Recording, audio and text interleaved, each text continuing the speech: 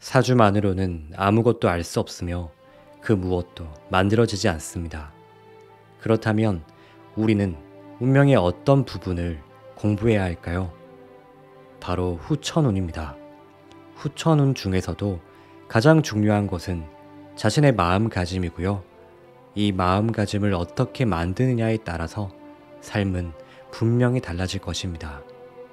자, 우선 인생의 큰 흐름을 살펴보기로 합시다. 인생을 살아가면서 가장 중요한 시기는 과연 언제일까요? 물론 이는 사람마다 다를 것이죠. 만약 당신에게 초년기에서 청년기까지의 운, 그리고 중년기에서 노년기까지의 운, 둘 중에 하나를 선택하려고 한다면 무엇을 선택하시겠습니까?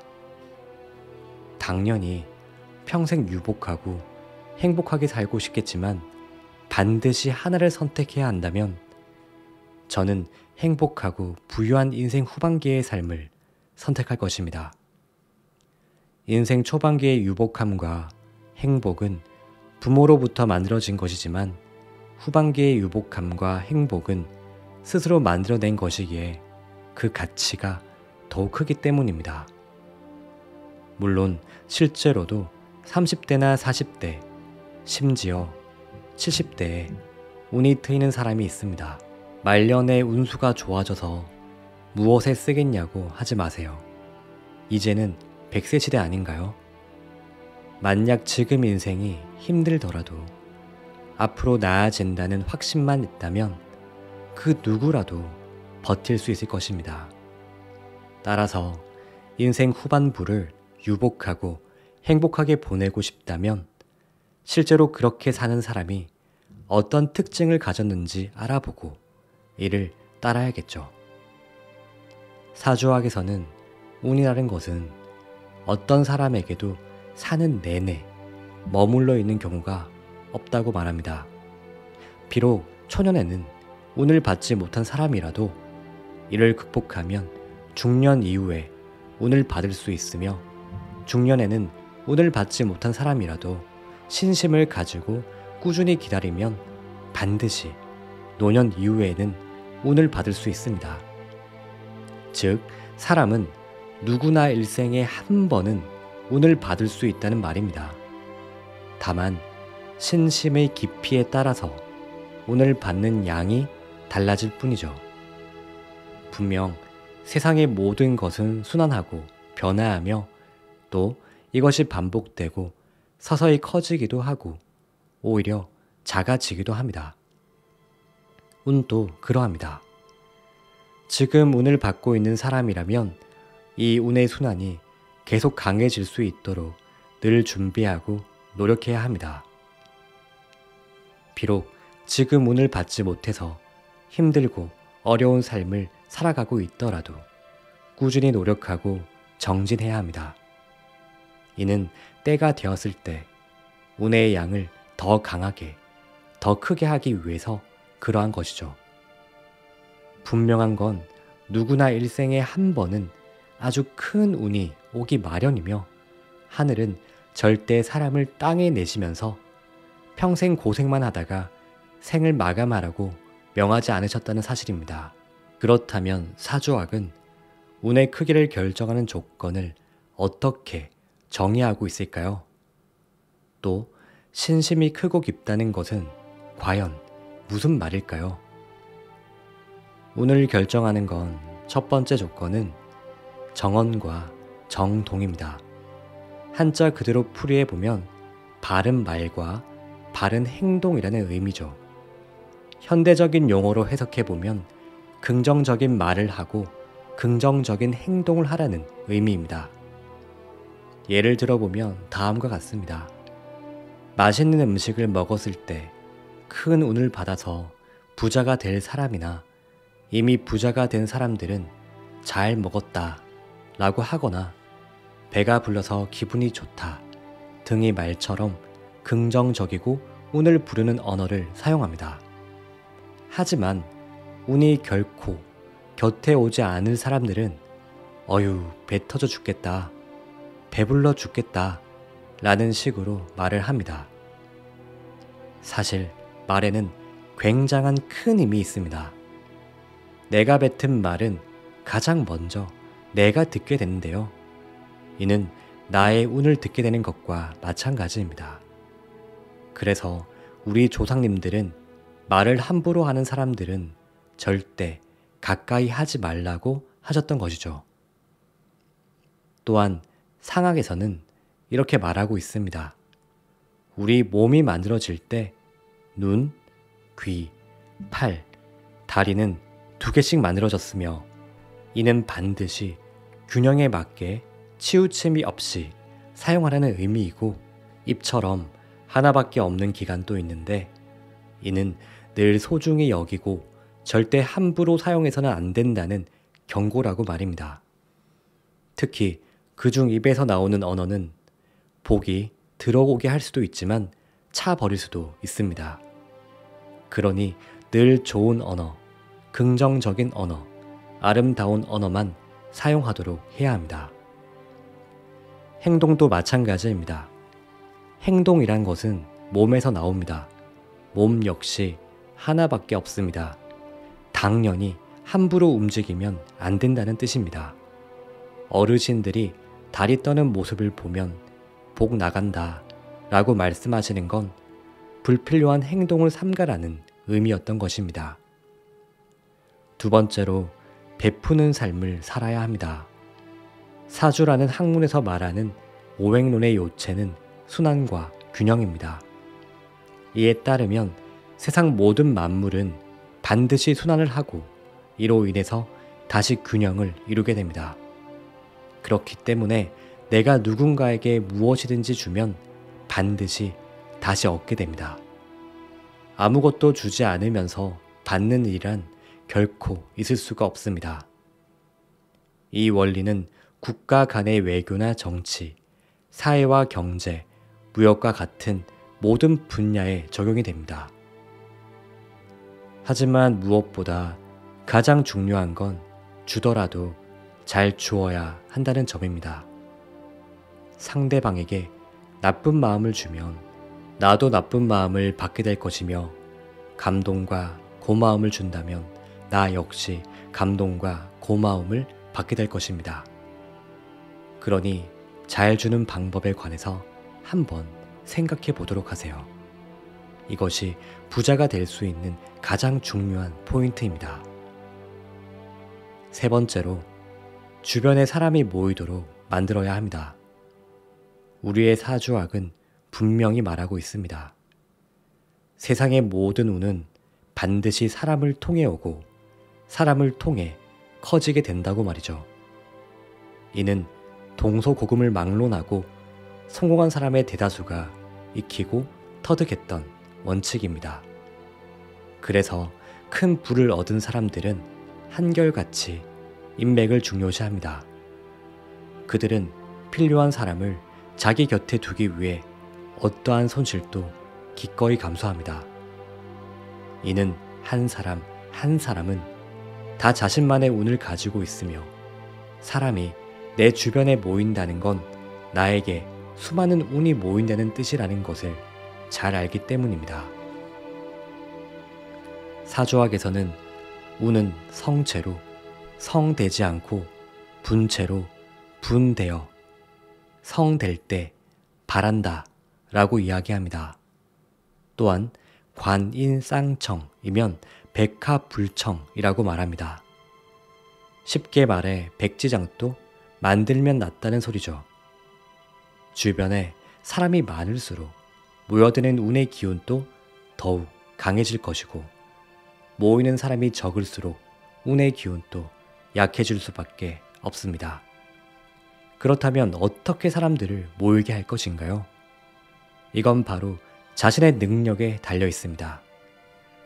늘 주변 사람을 즐겁게 해서 모이도록 하든지 주변 사람을 편안하게 해주어서 모이도록 하든지 어떻게든 모여들도록 해야 합니다. 그렇게만 한다면 한 명, 한 명이 모여서 성체가 만들어질 것이고 이 성체의 크기만큼 나에게 막대한 운이 쏟아져 들어올 것입니다. 네 번째로 그릇을 키워야 합니다. 사주학에서는 대인과 소인배에 관한 이야기가 참 많습니다. 대인은 대세를 만들어 나가고 소인배는 대세를 질투한다고 이야기하며 대인은 앞선 자들을 인정하고 배우려고 노력하지만 소인배는 앞선 자들을 시기하고 질투한다고도 이야기합니다. 또한 우리 조상님들은 삼인행이면 필유아사라는 말도 하셨습니다. 이는 어디서나 누구에게나 반드시 배우려고 하는 자세를 가져야 한다는 의미이며 비단 사람뿐 아니라 내가 행한 모든 일에서 교훈을 얻으려고 한다는 의미입니다. 또한 지나간 실패 하나하나에서도 교훈을 얻고 배움을 얻어서 다시는 이런 실수를 하지 말아야 한다는 경계이기도 하고 앞선 사람의 삶에서 그들의 행동과 습관들을 배우려고 해야 된다는 의미이기도 합니다. 사람은 누구나 다 실패하고 실현과 시행착오를 겪기 마련입니다. 하지만 어떤 사람은 교훈과 배움을 얻어서 실패를 반복하지 않으려고 노력하는 반면 또 어떤 사람은 절대 자기 잘못을 인정하지 않다가 거듭된 실패를 반복하곤 합니다. 텔레비전에 나오는 수능 만점자나 고시 합격자가 하는 인터뷰를 들여다보면 오답 노트에 대해서 이야기하는 경우가 참 많습니다. 오답 노트는 실패를 반복하지 않으려고 노력하는 수단이죠. 한 번 틀린 문제를 다시 틀리지 않으려고 노력하는가? 바로 이게 공부를 잘하는 학생과 못하는 학생의 결정적인 차이인 것입니다. 이것은 우리 사회 모든 곳에서 적용되고 있는 원리입니다. 이것을 단지 사주학에서는 대인과 소인배로 구분해서 말하고 있을 뿐이죠. 혹 지금까지의 인생 행로에서 실패와 어려움이 많았는가요? 그렇다면 이제는 지금까지의 삶에서 교훈을 찾고 다시는 실패를 반복하지 않으려고 노력합시다. 그럼 앞으로의 삶은 번영하게 될 것입니다. 그리고 그 실패가 나의 그릇을 키워줄 것입니다. 마지막으로 한 가지만 더 살펴봅시다. 어쩌면 가장 중요한 것일지도 모릅니다. 사실 이것은 사주학에 나오는 것은 아니고 제가 이제까지 수많은 부자와 빈자를 보면서 자연스레 느끼게 된 것입니다. 바로 스스로에 대한 믿음입니다. 자신을 믿어야 합니다. 하늘은 절대 풀 한 포기, 나무 한 그루도 의미 없이 세상에 내지 않았습니다. 다시 말해 어렵게 살라고 세상에 태어난 사람은 단 한 명도 없다는 말입니다. 나는 세상에 하나밖에 없는 아주 소중한 존재다. 나와 같은 사람은 세상에 나뿐이다. 이 원칙을 반드시 기억해야 합니다. 부유한 사람은 자기에 대한 믿음과 확신이 굉장히 강합니다. 그런데 가난한 사람들은 절대 자신을 믿지 않습니다. 내가 나를 믿지 않는데 이 세상 그 누가 나를 믿어줄까요? 매일 스스로 자기 체면을 거세요. 나는 세상에서 가장 잘난 사람이다. 반드시 멋지게 살아갈 것이고 또 운이 그렇게 만들어줄 것이다. 이렇게 말이죠. 반드시 그렇게 될 것입니다. 또한 이를 사주로 풀면 호연직이라고 이야기할 수 있죠. 호연직이란 운을 불러오는 마음입니다. 사주학에서는 대운이 들어오는 시기를 자기 스스로 바뀌고 변하는 시기라고 규정합니다. 운은 밖으로부터 들어오는 것이 아니라 내 안에서 만들어지는 것이며 내가 만들어내는 것입니다. 그러니 반드시 스스로를 믿어야 합니다. 나는 세상에 단 하나밖에 없는 아주 소중하고 고귀한 존재다. 나는 반드시 최고의 삶을 살아갈 것이다. 라고 말이죠. 세상의 오해와는 달리 사주학은 원래 선천운을 단 1%도 고려하지 않습니다. 모든 것은 다 후천운에 의해서 만들어진다고 설명합니다. 그렇다면 후천운 중 가장 중요한 것은 무엇일까요? 바로 마음가짐입니다. 모두 후천운을 통해 누리는 삶, 그리고 베푸는 삶을 살기를 바랍니다. 안녕하세요. 인생 닥터입니다. 오늘은 이정재 교수의 저서 운을 벌어야 돈이 벌린다에서 핵심이 되는 내용을 가져왔습니다. 우리에게 운이란 때려야 뗄 수 없는 존재입니다. 운이라는 것을 통해 하던 일이 더욱 잘 되어 크게 성공하기도 하고, 반면에 운이 없어서 실패하고 무너지는 경우도 많습니다. 우리네 인생에서 이처럼 운은 너무나도 중요한 요소입니다. 수많은 성공한 사람들과 부자들 역시도 이 운의 중요성을 크게 강조합니다. 아무리 뛰어난 능력이 있더라도 운이 없다면 정상에 오르기 힘들다는 것을 몸소 느껴왔기에 잘 알고 있는 것이죠. 저도 마찬가지입니다. 많은 분들께서 운은 타고나는 것이라고 하지만 결코 그렇지 않습니다. 운은 얼마든지 만들어낼 수 있습니다. 자기 스스로 말이죠.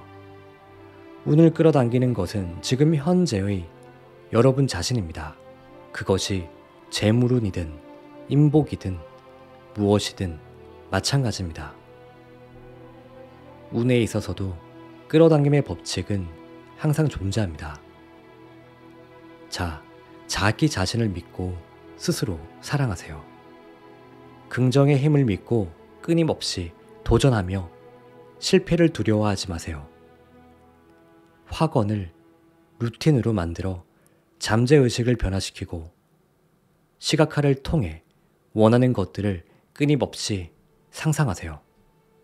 자기 자신에게 수많은 운들이 함께 하고 있음을 느끼세요. 이 영상을 보고 있으신 당신에게 아주 좋은 운들이 늘 가득하셨으면 좋겠습니다. 당신은 이미 운이 가득한 사람입니다. 우리 인생에서 가장 중요하며 모든 사람이 가장 궁금해하는 복은 무엇일까? 아마 대부분이 재물복이나 배우자 복이라고 말할 것이다. 하지만 이 복들이 정해진 복이 아니라 스스로 만들어 나가는 복이라는 사실을 아는 사람은 극히 드물다. 앞으로 언급할 내용은 배우자 복을 만드는 풍수법, 사주학, 그리고 관상법에 관한 이야기다. 사실 사주학은 궁합의 이론이다. 음이라는 당신에게 양이라는 타인이 결합하면서 새로운 하나의 결합체가 만들어지고, 이것이 당신의 인생을 만든다는 원리가 바로 사주학이며 음양론이다. 이는 과학이나 예술 등 모든 학문에 전부 성립하는 이론이다. 제 아무리 좋은 악기가 있더라도 능력이 없는 사람에게는 무용지물이며, 제 아무리 좋은 노래가 있더라도 그 노래를 부르는 사람에게 능력이 없다면 노래가 그냥 묻히지 않겠는가? 당신의 삶 역시 마찬가지이다. 오랜만에 동창회를 가보면 학창시절에는 보잘것없었던 친구가 배우자를 잘 만나 환골탈태한 모습을 종종 볼 수 있다. 하지만 사실 이 배우자는 내가 만든다는 것을 다들 잘 알지 못한다. 예컨대 내가 건강하면 암세포가 생기더라도 그것이 살아나지 못하지만, 건강하지 않다면 좋은 세포도 병든 세포로 변해버리는 것과 같은 이치로 생각하면 되겠다. 배우자가 나의 운명을 결정한다. 이제 배우자 운을 살리는 방법에 대해 알려주도록 하겠다. 첫 번째, 가장 먼저 알아야 할 것은 배우자 운이 바뀌지 않으면 절대 당신의 운명이 바뀌지 않는다는 점이다. 운동회나 야유회 등에서 2인 삼각 경기를 해본 적이 있는가? 아마 해본 적은 없더라도 어떤 식으로 하는 건지는 알고 있을 거라 생각한다. 누구라도 이 경기를 생각하면 하나 둘 하면서 서로 발을 맞춰가며 달려가는 모습이 떠오를 것이다. 인생은 두 사람이 한 몸으로 달려가는 이 경기와 아주 흡사하다. 절대 배우자가 넘어져서는 안 되며 내가 빨리 달릴 수 있다고 혼자 달려나가서도 안 된다. 하여 우리 조상님들은 부부는 서로 닮아가야 한다는 말씀도 하셨던 것이다. 하지만 정말 많은 분들이 부부는 인생 공동체라는 사실을 잊고 산다. 내가 편하면 배우자가 힘들고 내가 조금 불편하면 배우자가 편해진다는 바로 그 사실을 말이다. 항상 마음속에 어떻게 하면 내 배우자가 조금 더 대우받는 사람이 될 수 있을까? 조금 더 편해질 수 있을까? 하고 생각하는 당신이 되어라. 여기서 중요한 건 이는 배우자를 위한 것이 아니라 당신을 위한 것임을 꼭 알아야 한다는 점이다. 이것이 바로 성공의 기본 원리이다. 아마 전 세계의 성공한 수많은 사람 뒤에는 반드시 본인보다 훨씬 더 훌륭한 배우자가 있다는 사실만으로도 충분히 설명이 될 것이다. 두 번째, 나의 말이 배우자의 능력을 바꾼다. 우리는 행동과 말에 참 인색한 경향이 있다. 그리고 특히 자신의 배우자한테 더욱 그렇다. 자기 아내나 남편에게 함부로 하는 사람이 타인에게 좋은 대우를 받거나 사회적으로 성공을 하는 경우는 없다. 그러한 행동은 평소 습관에서 비롯되는 것이기에 밖에서도 드러날 가능성이 크기 때문이다. 이러한 습관이 당신의 인생을 실패로 이끄는 것이다. 항상 자신의 배우자에게 존중과 존경의 말을 하라. 당신이 하는 일은 틀림없어. 당신이 결정하는 일은 뭐든 틀림없으니까 당신 결정대로 해. 라는 식으로 서로의 길을 살려주는 말을 하고 살아가도록 하라. 그래야 당신이 성공하고 번영하게 되고 행복해지는 것이다. 꼭 명심하라. 아내를 쉽게 하는 사람이 또 남편에게 막말을 하는 사람이 성공하고 행복해지는 경우는 절대 없다는 사실을 말이다. 상학과 사주학에서 보는 배우자 운 살리는 방법. 세 번째로 상학에서는 배우자 운을 이렇게 살린다. 번영을 하고 싶다면 항상 배우자의 손을 잡아야 한다. 걸어 다닐 때도 손을 잡고 잘 때도 손을 잡으라. 그리고 하루에 10번만 아내의 눈을 보고 또 남편의 눈을 바라보아라. 아마 대부분의 사람이 관상은 정해져 있는 것이라 절대 변하지 않는다고 생각하겠지만 이는 사실과 다르다. 관상도 변한다. 물론 운이나 복을 얻는 최고의 관상은 바로 미소가 은근히 지어지는 관상이다. 이 미소는 세상 모든 것을 다 이루는 수단이기에 하늘이 당신에게 내린 만능 열쇠와도 같은 것이다. 하여 우리 조상님들은 웃는 얼굴에 침 못 뱉는다는 말씀을 하셨던 것이다. 항상 남편을 미소 짓게 하라. 또 아내를 미소 짓게 하라. 이 미소가 습관이 되면 배우자의 삶을 바꾸며 당신의 삶 또한 바뀌는 것이다. 손을 잡고 걸어가는 부부의 얼굴에는 항상 미소가 가득하다. 아마 실제로 5초만 서로 얼굴을 지그시 바라본다면 웃음이 나오는 경험을 하게 될 것이다. 이것이 바로 상법에서 말하는 행복을 만들고 번영을 만드는 최고의 수단이다. 네 번째로 사주학에서는 배우자의 운을 이렇게 살린다. 사주학에서는 음은 고정되어야 하며 양은 항상 움직여야 한다. 그리고 이것이 강해질수록 번영하게 된다. 라고 말한다. 여기서 말하는 음과 양은 성별과는 관계가 없다. 성별에 상관없이 당신이 음이며 배우자는 양이다. 그렇기 때문에 늘 배우자의 말은 끝까지 들어줘야 한다. 배우자의 말이 곧 양의 활동이니 절대 중간에 끊지 말고 끝까지 들어주어라. 그리고 다 들은 후에 당신의 생각을 말하라. 음과 양은 서로의 영역을 침범하지 않고 균형을 이루며 조화로울 때 그 기운이 가장 강해진다. 이것이 지켜지는 가정에서는 다툼과 갈등이 생겨날 수가 없다. 서로의 이야기를 끝까지 들어주지 않으려고 할 때 다툼이 생기고 이것이 불화와 불행으로 이어지는 것이다. 이렇게 가족 간에는 다툼이나 갈등이 절대 생기지 않아야 한다는 것이 바로 사주학에서 말하는 번영을 위한 첫 번째 수단이다.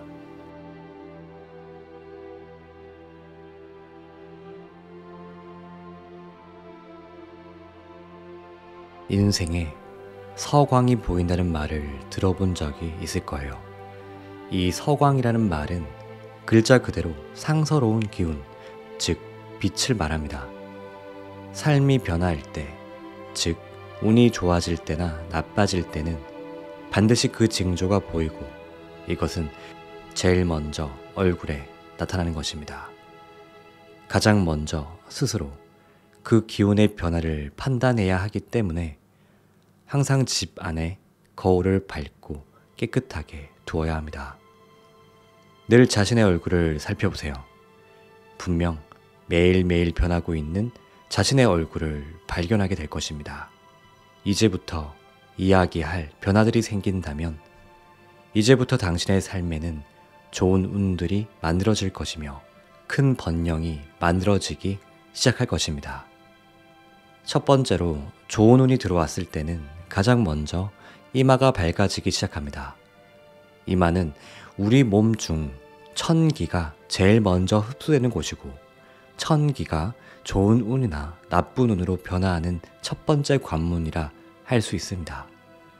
그렇기 때문에 삶이 어려워지면 이곳이 제일 먼저 탁해지거나 어두워지며 반대로 삶이 좋아지면 이곳이 제일 먼저 밝아지거나 깨끗해지는 것이죠. 그래서 저는 늘 세안이나 샤워를 할 때 이마를 한 번씩 더 씻곤 합니다. 여러분도 세안을 하거나 화장을 할 때 이마를 한 번씩 더 깨끗하게 씻고 가능한 더 투명하게 밝히려고 노력해 보세요. 상은 타인이 보고 느끼는 것입니다.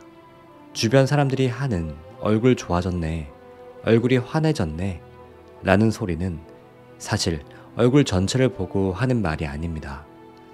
이마를 보고 하는 소리죠. 이마를 얼마나 깨끗하고 밝은지가 바로 여러분의 안색을 만드는 것입니다. 그래서 상학자들은 얼굴이 밝아졌다 같은 말을 들으면 대운이 들어올 징조라고 말하곤 합니다. 두 번째로 눈에 부드러움이 생기기 시작합니다. 삶이 어려워질 사람은 눈이 탁해지거나 거침이 있고 살기가 생겨나고 반대로 삶이 좋아질 사람은 눈에 부드러움과 선함이 생겨납니다. 눈은 당신의 마음이 겉으로 나타나는 곳입니다. 현대 인상학자들 역시 눈이 얼굴의 인상의 반 이상을 차지한다고 말하기도 하며 저 사람 이미지 좋다, 인상 참 좋다 라는 표현은 사실 눈이 선하다는, 부드럽다는 표현이라는 것입니다. 눈은 바로 당신이 세상을 바라보는 그 마음입니다. 다시 말해 당신이 세상을 긍정적으로 보기에 당신의 눈이 아름답고 부드럽게 보이는 것이며 당신이 세상을 부정적으로 보기에 당신의 눈이 거칠고 날카롭게 보이는 것이죠. 큰 운을 얻으려면 늘 세상을 부드럽고 편안하게 보려고 노력해야 합니다. 이러한 마음을 가지게 된다면 분명 당신의 눈은 부드러워질 것이고 당신의 삶은 변해가기 시작할 것이며 어느 순간 완전히 달라져 있는 당신의 삶을 발견하게 될 것입니다. 세 번째로 입에 편안함이 보이기 시작합니다. 우리 조상님들은 입은 보물창고라고 말씀하셨죠. 또한 입은 만복을 부르는 곳이기도 하고 만화를 부르는 곳이기도 하다고 말씀하셨습니다. 그리고 상학에서도 입은 사람의 앞날을 측정하는 척도다 라며 입이 편안해 보인다면 번영할 사람이며 입이 불편해 보이거나 움직임이 많다면 반드시 가난해지거나 불행해진다고 말합니다. 그렇다면 편안한 입을 만들기 위해서는 어떻게 해야 할까요? 방법은 아주 간단합니다. 절대로 입을 꽉 다물지 말아야 합니다. 쉽게 말해서 어금니를 꽉 깨물지 말라는 뜻이죠. 운을 얻기 위해서는 항상 입을 부드럽게 닫되 상악과 하악에 약간의 간격을 주는 습관을 가져야 합니다. 이렇게 하면 절대 화를 낼 수가 없으며 만약 화가 나더라도 금방 풀릴 거예요. 어금니를 꽉 깨물지 않는 습관이 편안한 입을 만들며 운이 살아나도록 만들 것입니다. 이러한 형상에서는 절대 악한 소리, 독한 소리, 모진 소리가 나올 수 없습니다. 네 번째로 귀가 깨끗해지기 시작합니다. 많은 사람이 귀가 크면 잘 산다느니 귀가 작으면 어렵게 산다느니 하는 소리를 하곤 하죠. 하지만 사실 상학에서는 귀의 모양보다는 색을 더 많이 봅니다. 얼굴 색은 혈액순환에 따라 불그스름하고 선명하게 보이기도 하지만 검붉고 탁해 보이기도 합니다. 귀는 특히 더 그러하죠. 그렇기에 여성의 경우 약간 늘어지는 귀걸이를 하는 것이 운이 좋아지는 하나의 수단이 될 수 있습니다. 귀걸이가 귓불을 긴장시켜서 혈액순환이 더 잘 되도록 해줄 테니까 말이죠. 물론 욕심을 내어 너무 크거나 무거운 것을 하게 되면 오히려 혈액순환을 막아서 탁한 빛이 나며 이는 운이 더욱 나빠지도록 만듭니다. 그래서 시간이 날 때마다 귀를 한 번씩 만져주고 문질러주는 습관을 가지는 게 아주 중요하죠. 이는 기운을 강하게 만들 뿐 아니라 간과 심장의 기운을 강화해주는 행위이기도 합니다. 그렇기 때문에 상학에서는 이러한 동작을 자신감을 살려주는 동작이라고 하며 운을 살려주는 동작이라고 말합니다. 다섯 번째로 얼굴에 균형이 생기기 시작합니다. 아마 누구라도 내가 말을 하고 있는 동안 상대가 나를 비웃고 있다는 것을 느끼게 되면 기분이 좋지 않을 거예요. 그렇다면 우리는 저 사람이 내 말을 비웃고 있다는 걸 어떻게 느끼고 알게 되는 것일까요? 바로 상대의 삐뚤어진 눈과 입으로 알 수 있습니다. 사람은 무언가를 부정적으로 바라볼 때 한쪽 입꼬리가 올라가거나 내려가며 눈빛 역시 달라지기 마련입니다. 하여 삶이 아주 어렵거나 고난 속에 있는 사람을 정면에서 바라볼 때 좌우가 약간 기울어져 있다는 것을 알 수 있죠. 특히 그들의 눈이나 입, 어깨, 걸음걸이 등은 분명 틀어져 있거나 기울어져 있을 것입니다. 그렇기 때문에 사람을 얻고 운을 얻기 위해서는 늘 좌우의 균형을 잡으려고 노력해야 합니다. 이는 분명 당신의 체형이 좋아지도록 만들 것이며 좋은 체형은 관상의 변화를 만들어서 운을 얻을 부자가 될 상으로 바꿀 것입니다. 오늘은 이까지 좋은 운이 나타났을 때 얼굴에 나타나는 징조에 대해 살펴보았습니다. 이 영상을 보시는 당신은 분명히 좋은 운들이 가득 들어올 사람입니다. 늘 당신이 하는 모든 일이 잘 되셨으면 좋겠습니다. 감사합니다. 인생닥터였습니다. 당신은 가방 속에 무엇을 넣어서 가지고 다니는가? 그 중에 당신의 운을 상승시키기 위한 물건이 있는가? 아마 대부분이 자신의 가방 속에 들어있는 물건들이 자신의 운을 변화시킨다는 사실을 모르고 있을 것이다. 자, 오늘부터 가방 속에 반드시 이것을 넣어서 가지고 다니도록 하라. 이것은 분명 당신을 변하도록 만들 것이며 어느 순간 타인들에게 대우받고 있는 자신을 발견하게 될 것이다. 가방을 여성들의 전유물이라고 생각할 수도 있겠지만 요즘은 남성들 역시도 가방을 가지고 다니는 경우가 참 많다. 필자도 강의나 강연을 위해 나갈 때는 반드시 가방을 들고 나간다.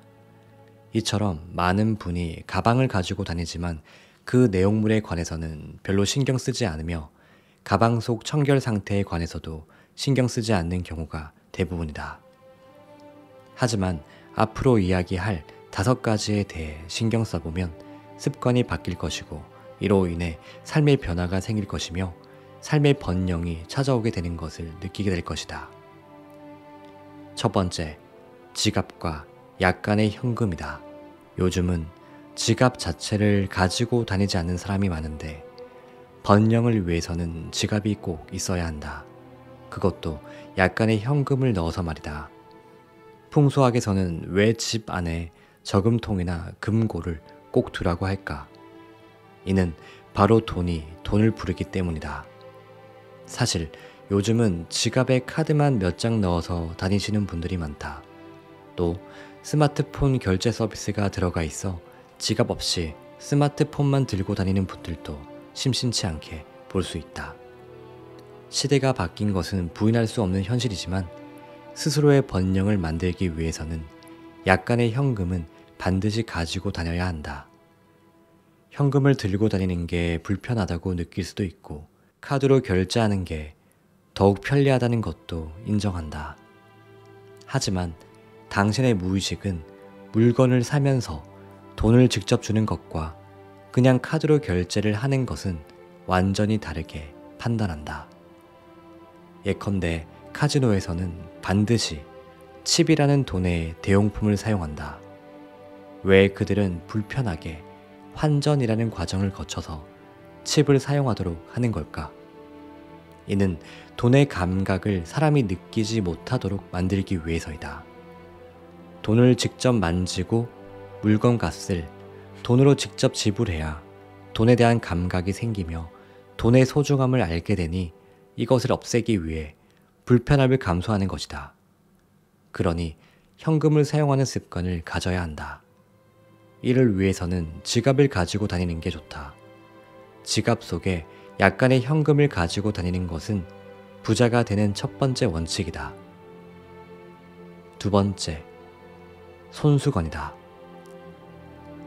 많은 이가 휴대용 화장지를 쓰고 있고 또 어딜 가든 일회용 물티슈가 있다는 것은 잘 알고 있다. 하지만 자신의 땀방울이 묻은 손수건을 보는 것과 땀을 닦고 버리는 물티슈나 화장지는 완전히 개념이 다르다. 이는 자신의 노력을 모은다는 의미와 버린다는 개념인 것이다. 하여 부자들은 반드시 손수건을 가지고 다닌다. 아마 손수건을 한 번이라도 가지고 다녀본 사람이라면 이게 얼마나 번거로운 일인지 알 것이다. 하지만 그 번거로움과 불편함을 알기에 손수건을 사용하는 사람은 최선의 노력으로 보답하기 마련이다. 배우자를 위해 매일 아침 손수건을 잘 다려서 주머니에 넣어주도록 해보자. 또 이것을 자신도 가지고 다녀보라. 당신의 배우자는 당신의 노력과 정성에 보답할 것이다. 이로 인해 당신은 항상 조심스러운 사람이 될 것이며 이 조심스러운 행동이 당신을 격식 있고 품위 있는 사람으로 만들 것이다. 이것이 바로 운을 얻어 부자가 되는 마음가짐인 것이다. 세 번째, 거울이다. 이 부분은 여성들을 위한 이야기이다. 거울을 가지고 다니라는 말은 거울을 보면서 항상 자신을 돌아보고 허점이 없도록 만들어야 한다는 의미이다. 또한 거울은 풍수학적으로 재물과 아주 깊은 관계가 있는 풍수 도구이다. 그렇기 때문에 풍수 인테리어에서도 집안의 번영을 위해 가장 먼저 하는 이야기가 거울의 위치인 것이다. 항상 작은 거울을 가방 속에 넣어서 다녀라. 분명 작은 흐트러짐에도 스스로 신경 쓰게 될 것이며 이러한 작은 것들이 모이고 또 모여서 운이 좋은 사람, 특히 재물운이 좋은 사람이 되도록 만들어줄 것이다.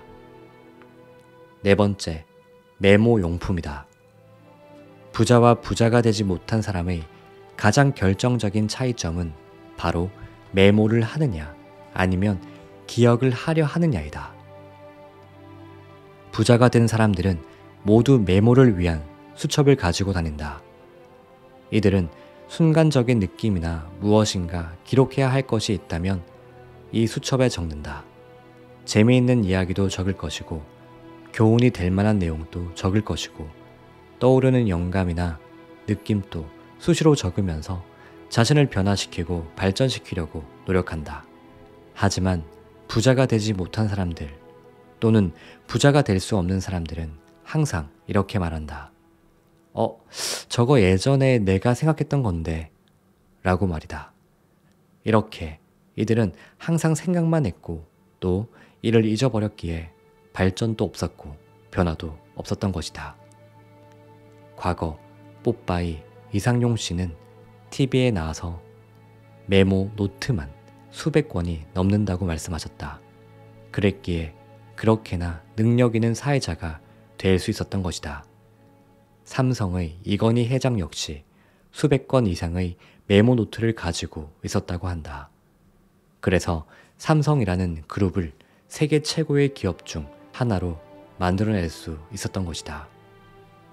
요즘은 스마트폰에 메모 기능이 있어서 이를 이용하는 것도 하나의 좋은 방법이 될 수 있다. 메모 용품을 늘 가방에 넣어서 가지고 다녀라. 그리고 항상 메모하라.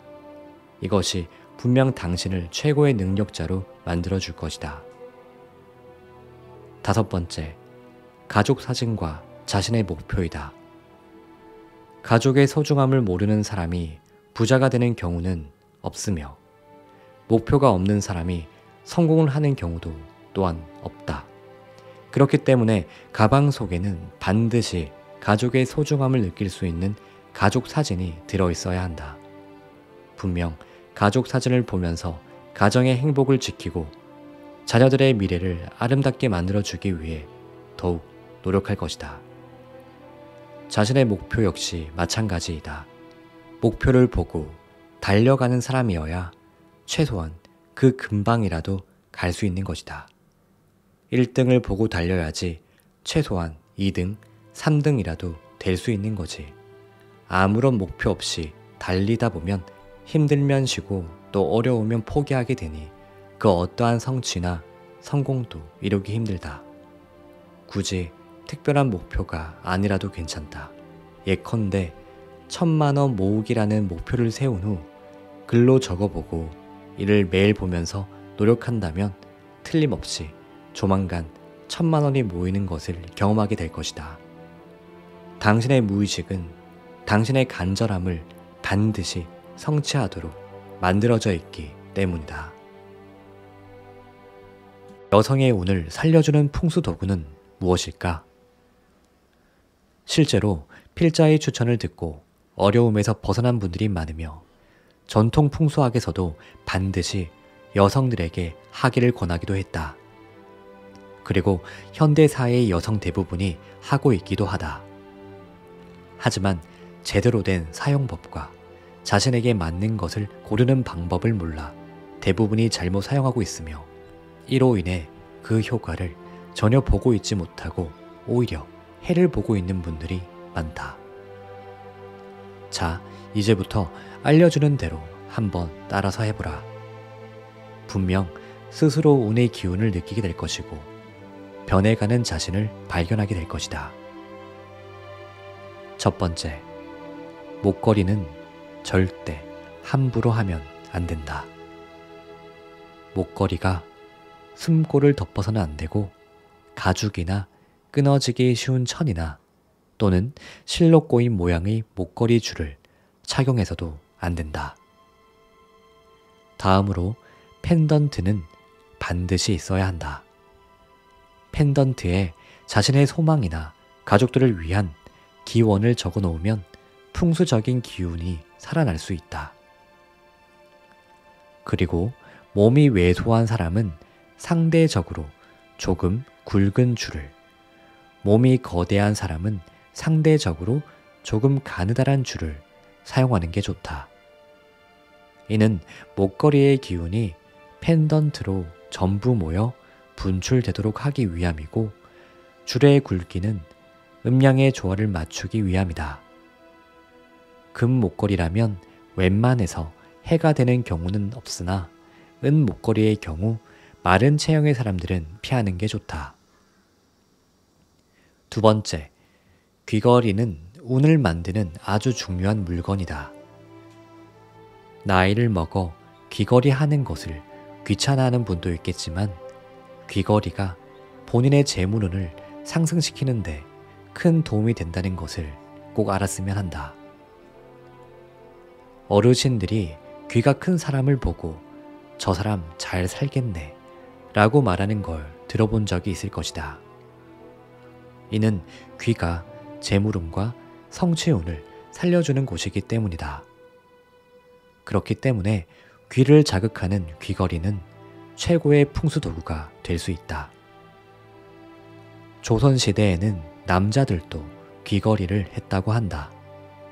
남자가 귀걸이를 하는 것은 선조 때 귀걸이 금지령이 내려지기 전까지 일상적인 모습이었고, 이는 귀걸이가 풍수도구임을 나타내는 반증이기도 하다.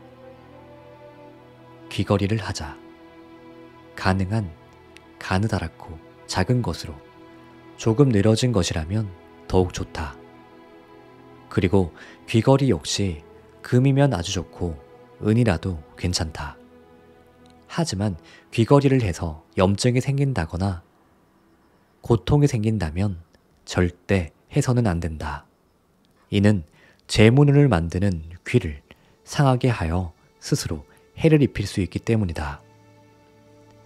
세 번째, 반지는 항상 착용하는 게 좋다. 이는 남성에게도 해당되는 부분이다. 아마 필자의 유튜브 영상을 보면 반지에 관한 이야기가 많을 것이다. 그 영상을 보고 많은 분이 반지를 많이 하면 좋은가요? 라고 묻기도 하는데 명심해야 할 것이 있다.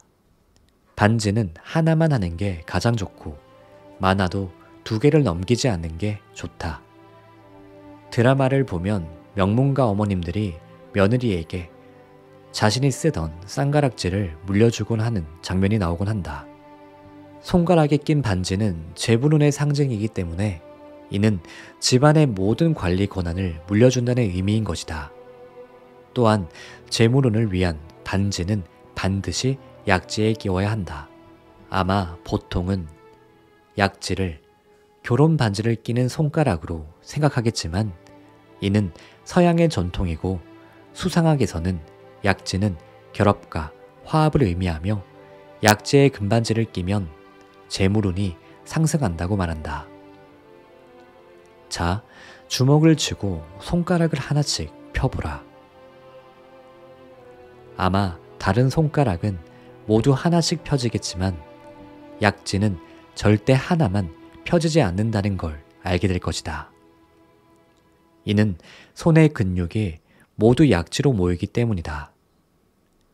그래서 약지를 손의 모든 기운이 모이는 곳이라고 말하는 것이다. 서양에서 약지의 길이로 바람길을 측정하는 것도 이와 무관하지 않다. 풍수는 인간이 살아가며 행복과 번영을 얻을 수 있는 기운을 살려주는 데 목적이 있다. 그중 꼭 가지고 다녀야 할 것들에 관하여 말하는 것이 있는데 이를 풍수도구라고 한다. 우리는 이런 말을 많이 하곤 한다. 난 왜 운이 살아나지 않는 걸까? 왜 이렇게 하는 일마다 어려움을 겪을까? 이런 생각이 들 때는 자신에게 운을 살아나게 만드는 풍수도구가 있는지 없는지를 꼭 살펴보아야 한다.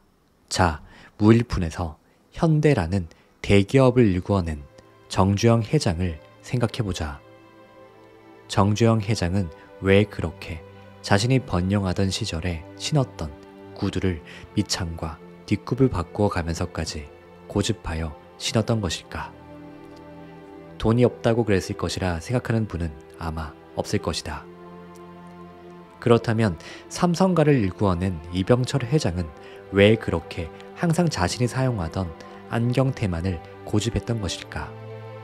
이 역시 근검절약이 몸에 배어서 라고 생각하는 분은 없을 것이다. 자신의 기운을 살아나도록 만들고 무슨 일이든 잘 풀려나가도록 만들어주는 풍수도구는 분명 누구에게나 있다. 그렇다면 당신은 어떤 풍수도구를 가지고 있는가? 당신의 배우자는 어떤 풍수도구를 가지고 있는가? 또 당신의 자녀들은 어떠한가? 자, 이제부터 논할 이 세 가지를 꼭 신경 써보라. 아니, 하나 선물해보도록 하라. 그리고 이제 알려드린 방법으로 관리해보라. 당신과 당신의 배우자 그리고 당신의 아이들은 하는 일마다 운과 성공이 따르는 사람으로 변해갈 것이다. 첫 번째, 지갑이다. 지갑 안을 한번 살펴보아라. 지갑은 풍수학에서 말하는 재물이 살아나도록 만드는 최고의 풍수 도구 중 하나이다. 대부분이 지갑 사용법에 대해서는 잘 모르고 있겠지만 지갑 속에 반드시 넣어둬야 할 것이 있고 또 절대 넣어두면 안 되는 것이 있다. 이제 지갑 속에 꼭 넣어둬야 할 것과 넣어두면 안 되는 것들에 대해 알려드리도록 하겠다. 지갑 속에는 가족 사진과 약간의 현금 그리고 자신의 의지를 담은 문구 하나는 반드시 있어야 한다. 아마 본인이나 가족들의 지갑 속을 살펴보면 앞서 말한 것들이 없는 경우가 대부분일 것이다. 운이 살아날 수 없었던 이유는 바로 이것 때문이다. 가족 사진의 경우 가족 모두 즐거운 모습으로 찍힌 것이라면 어떤 것이든 좋다. 만약 없다면 수일 내로 가서 한 장을 찍도록 하라. 그리고 그 사진을 하루에 한 번씩은 꼭 꺼내보도록 하라. 당신의 가족들은 분명 달라질 것이다. 늘 자신을 긴장시키는 사진 속 소중한 사람들을 보며 항상 최선을 다하는 사람으로 변해갈 것이다. 그리고 지갑 속이 텅 비는 일은 절대 없어야 한다. 자녀나 배우자의 지갑에 단돈 얼마라도 넣어주도록 하라. 물론 요즘에는 대부분 신용카드를 사용하는 탓에 현금을 들고 다니지 않는 경우가 많겠지만 그래도 약간의 현금은 지갑 안에 들어있어야 한다. 돈은 돈을 부르고 불을 만드는 최고의 풍수도구이기 때문이다. 간혹 지갑을 몇 년에 한 번씩 바꿔야 한다고 말하는 분이 있는데 이는 정말 풍수를 모르고 하는 말이다. 지갑은 자신과 맞는 것이 있고 자신과 맞지 않는 것이 있다. 그래서 거부들은 아주 오랫동안 지갑을 바꾸지 않는 경우가 많다. 그러니 만약 재물운이 상승하고 있다면 지금 사용하고 있는 지갑은 절대 바꾸면 안 된다. 낡아서 못 쓰게 되었더라도 수선을 해서 계속 사용해야 한다. 이게 바로 유명한 재벌들이 늘 규칙처럼 여기고 사는 습관이다. 사실 수많은 사람을 만나볼수록 느끼는 게 있는데 더 크게 성공한 사람일수록 풍수에 관한 신뢰가 맹목적이라는 점이다. 상식적으로 그분들이 돈이 없어서 그러하겠는가. 그러니 만약 재물운에 어려움을 겪고 있다면 지금 당장 지갑을 바꾸어라. 다시 한번 말하지만 지갑은 절대 비싸다고 좋은 것이 아니다. 몇천 원짜리일지라도 자신과 잘 맞는 게 있고 반대로 몇백만 원짜리일지라도 잘 맞지 않는 게 있다. 두 번째, 신발이다. 늘 신는 구두와 간혹 신는 운동화는 반드시 구분해야 한다. 앞에서 이야기했던 현대 정주영 회장, 삼성 이병철 회장의 낡은 구두이라는 이미 신문에도 났고 방송에서도 나온 적이 있기 때문에 들어본 적이 있을 것이다. 그렇다면 그들은 왜 구두를 사는 것보다 더 많은 돈을 들여서 그렇게나 낡은 구두를 고집했던 것일까? 이들은 구두가 자신의 성취운을 만들어주는 것임을 잘 알았기 때문이다. 구두가 바로 운을 살리는 풍수인 것이다. 그래서 그들은 자신의 성장 일로에 신었던 그 구두를 수십 년 동안 수선해 가며 신었던 것이고 나중에 못 신게 될 정도로 낡았을 때는 신발장 맨 위에 올려놓고 잘 보관해 놓았던 것이다.